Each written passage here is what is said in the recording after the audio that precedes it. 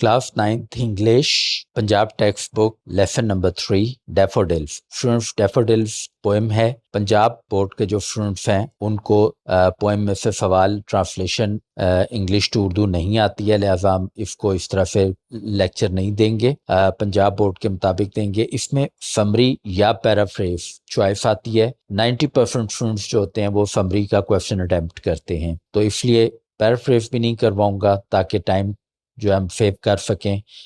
आपको इसमें summary question answers और एक्सरसाइज मिलेगी, क्योंकि ये चीज़ें जो है वो आपके पंजाब बोर्ड में पूछी जाती हैं। और जब आप समरी कर लेंगे तो आपको पैराफ्रेज करने में भी कोई प्रॉब्लम किसी किस्म का फेस नहीं करना पड़ेगा। Daffodils summary. Daffodils is a famous nature poem written by William Wordsworth. Daffodils एक मशहूर फितरत पर मबनी नज़्म है जो कि विलियम वर्ड्सवर्थ की जानिब से लिखी गई है। इन द पोएम, नज़्म में, the poet describes a beautiful experience, शायर एक खूबसूरत तजर्बा बयान करता है। He had while walking along in the country side, देहाती इलाके के साथ साथ जो है एक मर्तबा वो सैर के लिए गया या उसने सैर की। He compares himself to a lonely cloud, अपना मुआवजना एक तन्हा बादल के साथ करता है।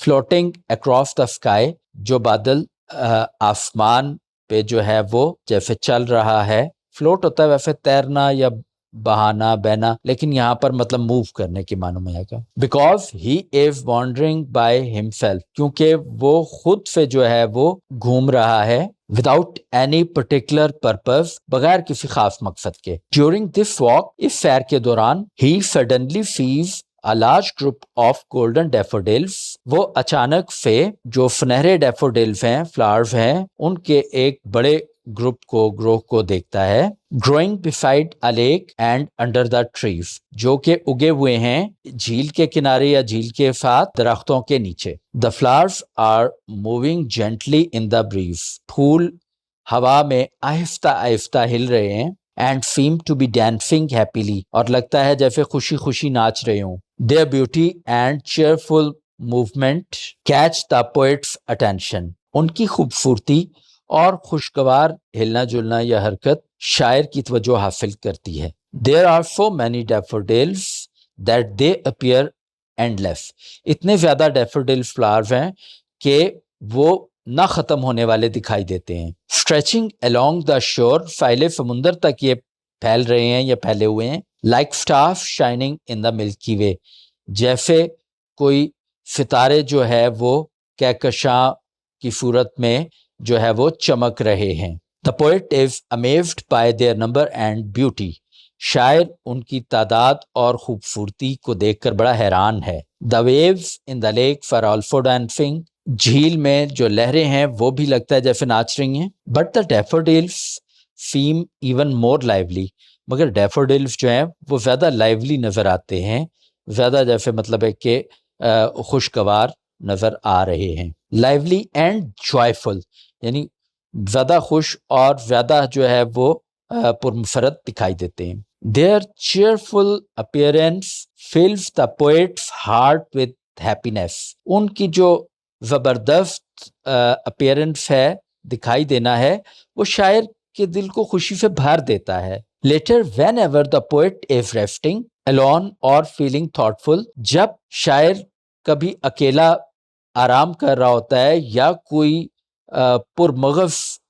सोच में मुब्तला होता है, कोई खास बात सोच रहा होता है, the memory of daffodils comes back to his mind, daffodils की याद उसके दिमाग में एक बार फिर वापस आ जाती है। His heart becomes filled with happiness, उसका दिल खुशी से भर जाता है। एंड ही फील्स, और वो महसूस करता है, as if he is dancing with daffodils once more, कि जैसे वो एक मर्तबा फिर जो है वो डैफोडिल्स के साथ नाच रहा है।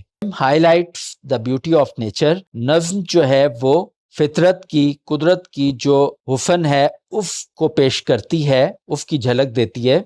शोज, और जाहिर करती है, how pleasant memories of nature, कि किस तरह से फितरत की खुशकुन यादें कैन ब्रिंग लास्टिंग हैप्पीनेस, कि किस तरह से वो देरपा जो है खुशियां ला सकती हैं। कंफर्ट टू अ पर्सन, और किसी शख्स के लिए सुकून لا سکتی ہیں. It teaches that the nature has power to refresh the mind. یہ سکھاتی ہے کہ فطرت میں اتنی طاقت ہے کہ وہ ہمارے ذہن کو تر و تازہ کر سکے. Lift the spirit, ہمارے جذبات کو ابھار سکے. And provide joy even long after the actual experience is over. یہاں تک کہ جب اصل تجربہ جو ہے وہ اس سے گزر چکے، بہت وقت گزر چکا ہو، وہ ختم ہو گیا ہو، اس کے بعد بھی وہ یادیں، وہ چیزیں، وہ مسرتیں ہمارے دماغ میں آ سکتی ہیں. یعنی سے مراد یہ ہے کہ شاعر نے ڈیفوڈلز جب آبزرو کیے، وہ اس وقت تک محدود نہیں تھی وہ آبزرویشن، بلکہ بہت عرصہ گزر جانے کے بعد بھی یہ خوشگوار یادیں اس کے مائنڈ میں اسی طرح جو ہے فریش تھیں، اور جب کبھی وہ ان کو یاد کرتا تھا تو اس کا مائنڈ ریفریش ہو جاتا تھا. Question answers. Question number 1. What is the central idea of the poem Daffodils? Daffodils poem جو ہے اس کا مرکزی خیال کیا ہے؟ The poem's main idea is that نظم کا مرکزی خیال یہ ہے کہ that nature's beauty can make us happy، کہ فطرتی حسن ہمیں خوش کر سکتا ہے. Even when we are alone، یہاں تک کہ ہم جب تنہا ہوتے ہیں. Remembering the daffodils bring joy in poets heart, پھولوں کو یا ڈیفوڈلز کو یاد کرنا شاعر کے دل میں خوشی لاتا ہے. Question 2. Describe the setting where the poet saw the daffodils. اس سیٹنگ کو، اس جگہ کو بیان کرے جہاں پوئٹ نے ڈیفوڈلز دیکھے. How does this setting contribute to overall the mood of the poem? بحیثیت مجموعی یہ سیٹنگ شاعر کے موڈ کو کس طرح سے متاثر کرتی ہے؟ Answer. The poet saw the daffodils beside a lake. شاعر نے جھیل کے ساتھ ڈیفوڈلز دیکھے. Under trees with the wind blowing. چلتی ہوئی ہوا میں درختوں کے نیچے. The quiet open natural setting makes the mood calm. یعنی شاعر کے موڈ کو یہ چیز بڑی پرسکون بنا دیتی ہے، جو بالکل خاموش، بے حس و حرکت، پرسکون جو سیٹنگ ہے نا، آپ اس کو یہ کہہ سکتے ہیں کہ پرسکون سیٹنگ. یہ تھا ہیپی اینڈ پیسفل. تو یعنی یہ سیٹنگ جو ہے یہ شاعر کے موڈ کو جو ہے خوشگوار اور پرسکون بنا دیتی ہے. Question 3. How does the poet describe the daffodils? شاعر کس طرح سے ڈیفوڈلز کو بیان کرتا ہے؟ What imagery does he use to bring them to life? کون سی امیجری وہ استعمال کرتا ہے ان کو حقیقی دنیا میں لانے کے لیے یا حقیقت کا روپ دینے کے لیے؟ Answer. He says the daffodils are golden. وہ کہتا ہے کہ ڈیفوڈلز سنہرے رنگ کے ہیں. Growing like a crowd and dancing. وہ ایک ہجوم کی طرح جو ہے گرو کر رہے ہیں and dancing، اور جھوم رہے ہیں، ناچ رہے ہیں. He compares them to stars on the Milky Way galaxy. وہ انہیں ستاروں کے ساتھ موازنہ کرتا ہے جیسے کہ کہکشاں جو ہے وہ ملکی وے میں یا ستارے جو ہے وہ موو کر رہے ہوتے ہیں. This helps us see them moving and shining. اس سے ہمیں مدد ملتی ہے انہیں دیکھنے کے لیے کہ جیسے وہ موو کر رہے ہیں اور چمک رہے ہیں، شائن کر رہے ہیں. Question number 4. Identify and explain the use of personification in the poem. Poem میں پرسونیفیکیشن کے استعمال کی شناخت کیجئے، اسے تلاش کیجئے اور اس کی وضاحت کیجئے. Answer. The poet gave human quality to the daffodils. شاعر ڈیفوڈلز کو انسانی خوبی جو ہے اس سے نواز دیتا ہے. He says they are dancing. وہ کہتا ہے وہ جھوم رہے ہیں، یعنی وہ ڈانس کر رہے ہیں. اب ڈانس کرنا جو ہے یہ انسانی کوالٹی ہے، لیکن وہ جو نان لیونگ یا اس طرح سے پھول، مطلب کہ ان کو جو ہے وہ وہاں پر یہ کوالٹی دے رہا ہے، ہیومن کوالٹی دے رہا ہے. And tossing their heads like happy people. اور خوش رہنے والے لوگوں کی طرح وہ اپنے سروں کو جیسے اچھال رہے ہیں یا اپنے سروں کو ہلا رہے ہیں. This makes them feel alive and joyful. اس سے وہ ایسا محسوس ہوتا ہے کہ جیسے پرمسرت دکھائی دیتے ہیں. Question 5. What is the effect of rhyme scheme on the poem's rhythm and flow?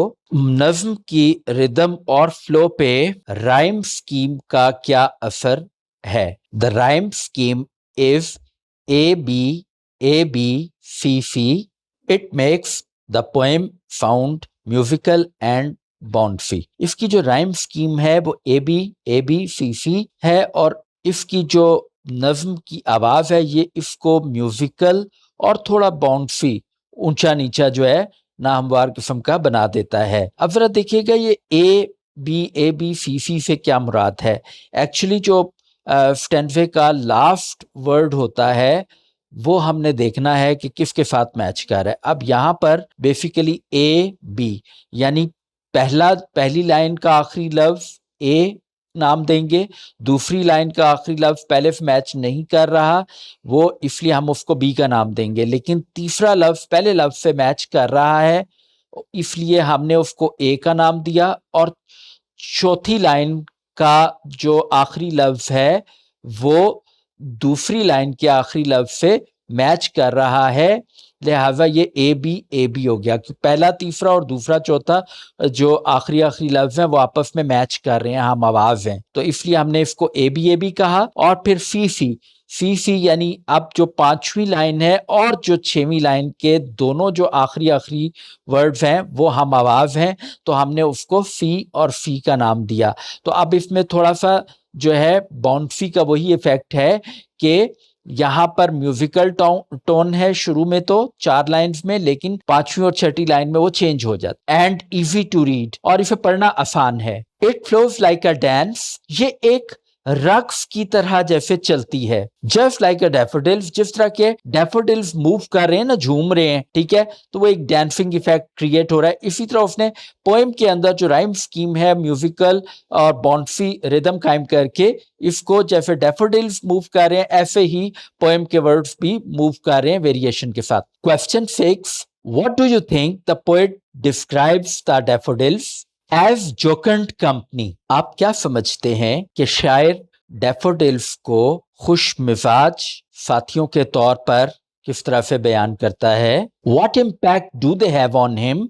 उनका शायर पर क्या असर पड़ता है? Answer, जोकंड company means happy friends. जोकंड company का मतलब होता है खुश रहने वाले दोस्त, या जो उनकी कंपनी जो होती है वो sweet company. Even though he was alone, यहाँ तक कि वो तन्हा था, the daffodils felt like cheerful companions. Daffodils बड़े खुशगवार किस्म के जो दोस्त होते हैं या कंपनी होती है उसकी तरह महसूस होते थे। They made him feel less lonely and joyfully. वो daffodils जो थे उन्होंने उसे तन्हाई का कम एहसास दिलाया और खुशी का ज्यादा एहसास पैदा किया। The poet mentions the bliss of solitude, शायर जो है वो उन्हें तन्हाई की मुसर्रत करार देता है।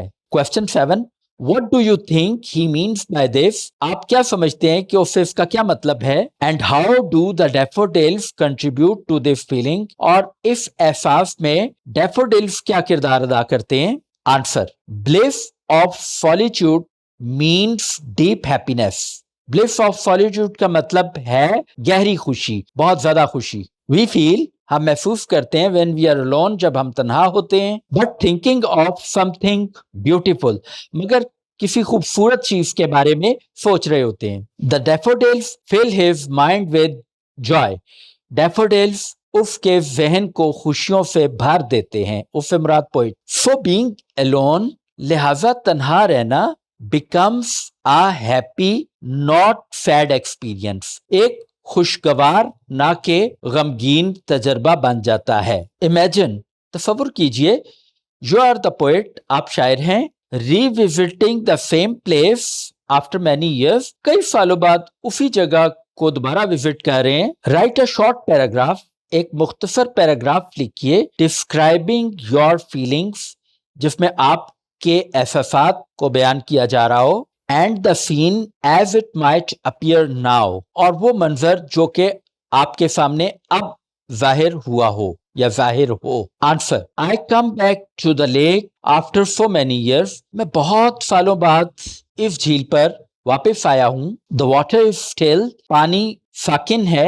Fewer daffodils grow here now, मगर अब बहुत थोड़े से डैफोडिल्स हैं जो यहाँ उगे हुए हैं। सम ट्रीज आर गॉन, बाज़ दरख्त खत्म हो गए हैं। आई फील लिटिल सैड, मैं थोड़ा सा गमगीन हो गया हूँ। But crowd of the golden flowers is not the same, क्योंकि جو فنیری پھول ہیں ان کا جو ہجوم جو بھی کہہ لیں جرمٹ وہ اب ویسا نہیں ہے جیسے پہلا تھا. But I close my eyes, مگر میں نے اپنی آنکھیں بند کی ہیں. But I still see dancing them in my memory, مگر میں انہیں اپنی یاد میں ابھی بھی جھومتا ہوا دیکھتا ہوں. But old joy comes back to me again, مگر وہی پرانی خوشی ایک مرتبہ پھر میرے ذہن میں آ گئی ہے.